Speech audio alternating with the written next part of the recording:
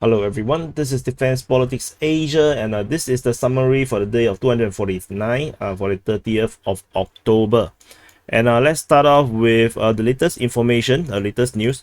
Currently, the Russians are launching a massive missile barrage across the entire of Ukraine, and it looks like this barrage of missiles is a reaction to the attack on the Black Sea Fleet, and the Russians once again, like the previous massive missile barrage after the attack on the Crimean Bridge, was targeting all the energy infrastructure like a power plant, the Dnipro hydroelectric power plant, and then some other power plants all across Ukraine.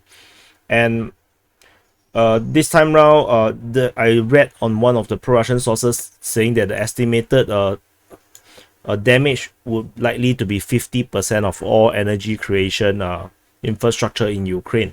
So take that with a pinch of salt. But it looks like a lot of missile strikes.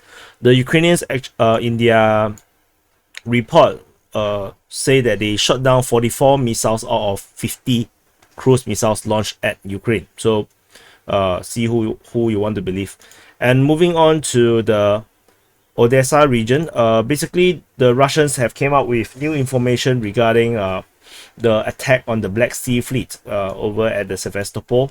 So they said they actually managed to take out they managed to take the wreckage from the sea of the sea drone that was used by whoever that was attacking the Black Sea Fleet.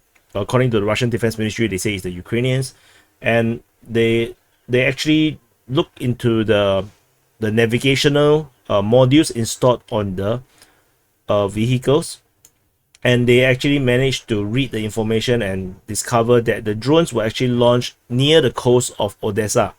So near the coast of Odessa, and they followed the grain corridor that was used by the cargo ships that was carrying the grains from Ukraine exporting out to the rest of the world. And at one point in the sea area, these naval drones actually broke away from the path and then changed their route and go towards Sevastopol.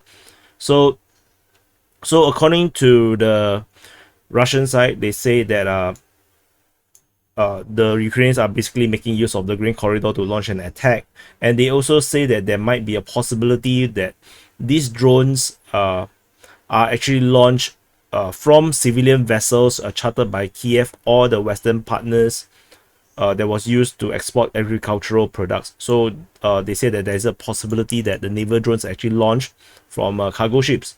So I'm not exactly fully sure they're talking about the naval drones or the aerial drones or both of them, but basically to the Russians, they say that the green corridor is actually being weaponized, which is also a corroboration into why the Russians do not want to follow through with the grain exporting agreement anymore.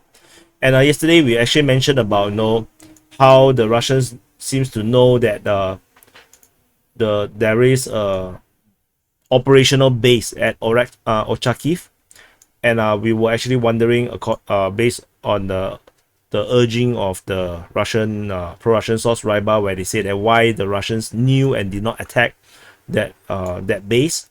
And so in today's information, we actually got it. The Russians actually strikes this special operation force training center in Ochakiv, and it seems to be any reaction to the information yesterday that why no one actually hits it, despite they have intel indicating that there was such a facility over there. And that's all from the Odessa region. And moving on to the southern front. At the southern front, in the Mykolaiv region, there is no fighting or active ground offensive reported in Mykolaiv region. However, the Russian Defense Ministry reported that they actually destroyed a Mars 2. This is the German version of the M270, is it? Yeah, something like the HIMARS, basically the track version of HIMARS. This is the German version, and it got reportedly destroyed by the Ministry of Defense of Russia report is at Miskovo Pohorilove. So not sure, how true is this. And then moving on to the Kherson front. At the Kherson front, the Ukrainians continued their offensive, the Kherson Great Super Duper Uber offensive, which is still ongoing. It's still not died out yet. Fighting is reported at Ischenka, and there is also fighting reported at Pyatikaki. It seems that there is a breakthrough from the Ukrainians because there is fighting reported at Shavony, according to the Russian Defense Ministry. So looks like they finally broke through the lines around Sukhanove region and managed to go behind it towards Shavony. There is a Ukrainian Mi-8 transport helicopter getting shot down over Duchany. And that's all from the Kherson front. Oh, there is one more information. There's a Russian Sukhoi 25 shot down over the southern front, according to the Ukrainian Air Force. However, we are not sure exactly where in the southern front it was actually shot down. And over at the Onohoda region, near the Zaporizhia city, basically at Onohoda, there's a Ukrainian speedboat getting sunk near Onohoda. So according to the Russian Defense Ministry, they claim that the Ukrainians attempted a sabotage and reconnaissance group, attempted landing by this group, trying to get into Onohoda, and one of the speedboat got destroyed. So another amphibious assault. Believe it or not, up to you. Just take some pinch of salt or MSG. And near Zaporizhia, there is 2 Ukrainian HIMARS reportedly destroyed by the Russian forces, as per reported by the Ministry of Defense of Russia. Again, take a pinch of salt about this.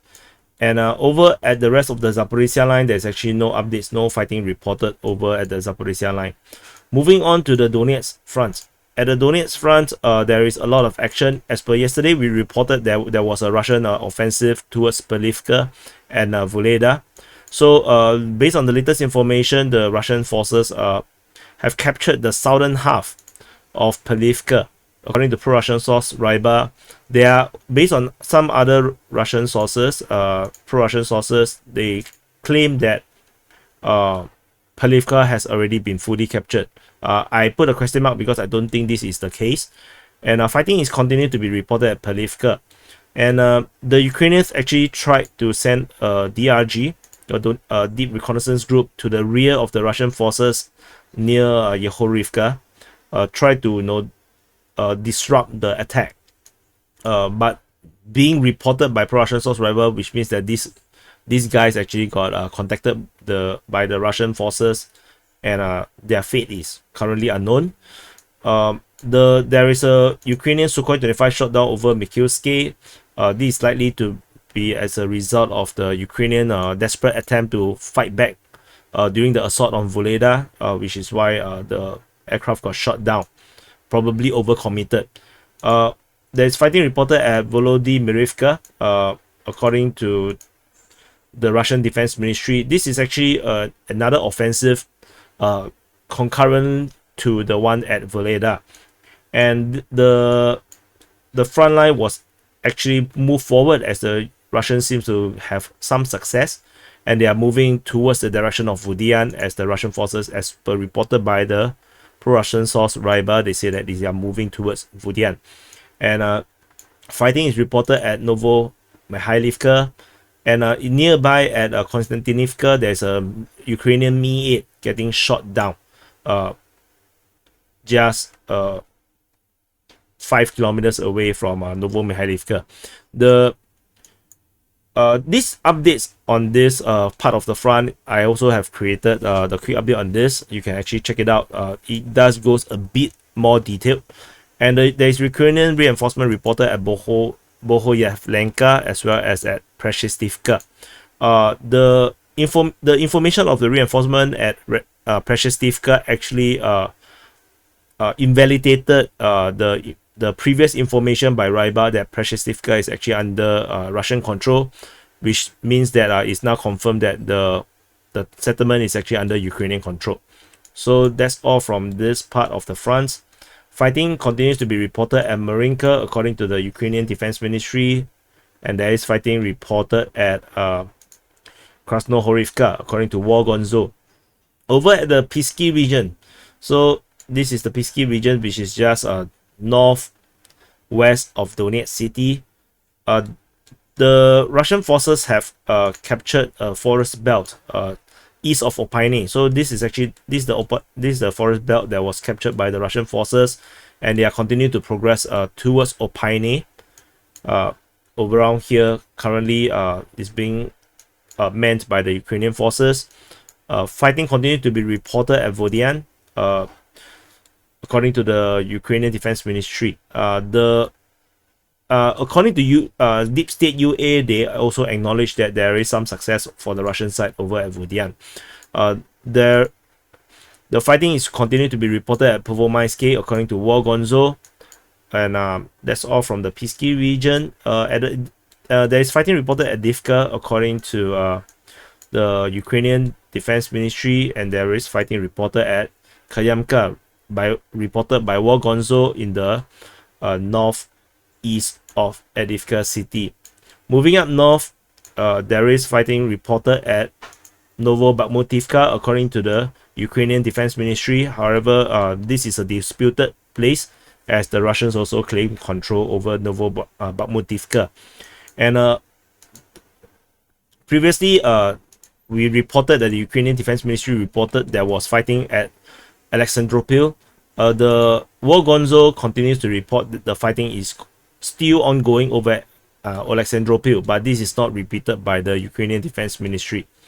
And there's nothing over at the New York region, and that's all from the Donetsk front. Over at the Bakhmut front, so at the Bakhmut front, there is fighting reported at Mayosk. According to the Ukrainian Defense Ministry, the rest of the southern side of Bakhmut city, which is here, there's nothing being reported. And there is minimal reports, basically just War Gonzo saying that there is still fighting on the eastern outskirts of Bakhmut city, and there is fighting reported at Bakhmutske, according to the Ukrainian Defense Ministry.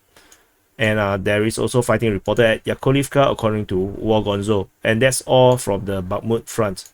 Over at the Siversk front, the Ukrainian Defense Ministry reported there is fighting at Nikolaivka, and there is fighting reported at Vesely.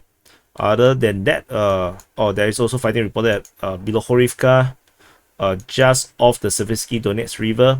All this information is coming from the Ukrainian Defense Ministry. And that's all from the Siversk front. Over at the Crimea Liman front, so this is Liman city and this Crimea city. And over at this region, there's a Mi-8 getting shot down over Zarichny.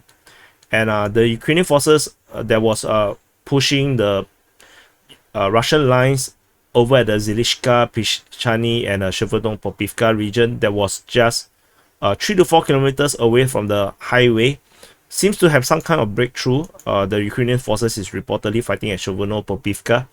However, the Ministry of Defense of Russia say that the attack was repelled. And there's fighting reported at Makivka as well, according to the Russian Defense Ministry. And that's all from the Liman Crimea front. And moving up to the Kupiansk front. At the Kupiansk front, there is fighting continue to be reported across the entire front. This time round, fighting has spread over to Peshot Trefneve, and there's fighting reported at Olyanske, Tabaivka, Brestove, as well as at Stelmakivka. And there is fighting reported at Novoselivske. According to the Ukrainian Defense Ministry, this is a Russian attack towards Novoselivske. And previously, we have never indicated that this is captured by the Ukrainian forces. So this actually seems to indicate that the Ukrainian forces have captured Novoselivske. This settlement is just across the road to Kuzemivka, which is a prime target for the Ukrainian forces over the past week or two already. That they haven't seemed to manage to capture it, but this seems to be progress for the Ukrainian side. And over this front as well, another success for the Ukrainian side is that they shot down a helicopter over this Kharkiv region. The exact location as well as the model of the helicopter is unknown.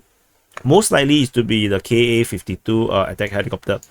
And that's all from the Kupiansk front. In case you don't know where is Kupiansk, this is Kupiansk city, and this is the Kupiansk front. And over at the Kharkiv region, there is fighting reported over at Zeleny. Zeleny is here just off the border with Russia. There's fighting reported here. According to the Ukraine Defense Ministry, there's no other information about this. And that's all for the summary for the day of 249 for the 30th of October. And for those that had not subscribed to the channel, please subscribe to the channel. And for those that have not subscribed to the DPA War channel, please also do go and subscribe over there. Please press the like button. This will help with the reach. Subscription actually help with the scale. So with more subscribers, there's more scale to how far the channel can spread its videos, and the like buttons help to increase the reach. So there is a difference between subscribers and liking the video. And please help to grow this channel, and I'll see you in the next update.